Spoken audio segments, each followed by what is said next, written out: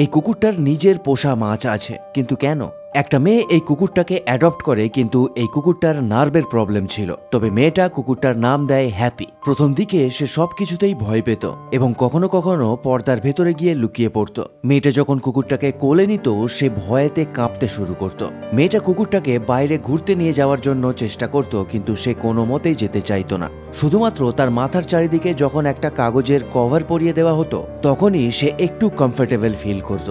একদিন মেয়েটা দেখে হ্যাপি মন দিয়ে অ্যাকোরিয়ামের মাছ দেখছে এবং তাদের সঙ্গে খেলা করছে। এমনকি মাছেদের সামনে গেলে তার কোনো হেড কভারেরও দরকার পড়ছিল না। এই কারণে মেয়েটা শুধুমাত্র ওই কুকুরটার জন্যই বাড়িতে একটা কালারফুল মাছের পুকুর তৈরি করে দেয়। সে মাছগুলোকে দেখে এত খুশি হয়ে গেছিল যে কন্টিনিউয়াসলি লেজ নাড়াচ্ছিল।